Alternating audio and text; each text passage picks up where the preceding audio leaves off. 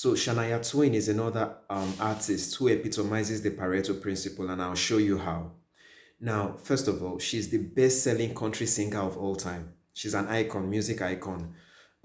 She has one of the best-selling albums of all time, and is one of the best-selling artists of all time. So she's an icon. Now, what happened? In 1995, she released an album called The Woman in Me, 1995. It sold 10 million records. 10 million is a very large number to sell for an artist. You don't have too many artists selling 10 million records of an album. So she was told that, listen, you have sold 10 million records. Come and tour. Come and go to many countries, because that's one of the ways to make money.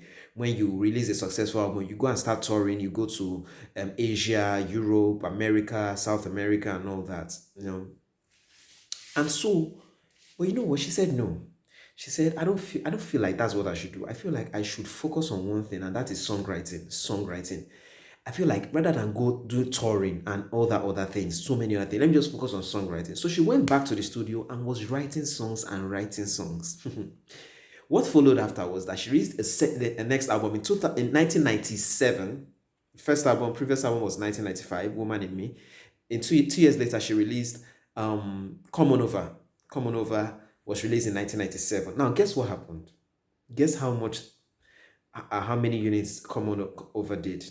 It did 40 million records. 40 million. 40 million. Previous one did 10 million, and they were telling her to come and talk, come and talk.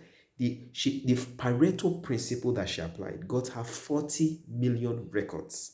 That album had that unforgettable song, Still the One. Looks like we're made it. You're still the one I love, the only one I dream of. But what lesson can we learn? The lesson that we can learn, in my own opinion, is that sometimes you can achieve more by doing less. She could have gone touring and tried to write at the same time, but she just focused on writing. Just focused on writing. So writing was that thing, that 20% input that produced the 80% output. Listen, the beauty of this story I'm telling you is that if she had thought, the money she would have made would never have come close to the money she made by releasing an iconic album that sold 40 million records.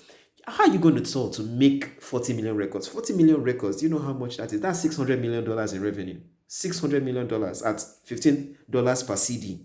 So she was making crazy money. Crazy money. $600 million. That's $500 million. How many record labels generate that like that? You understand? So that's the power.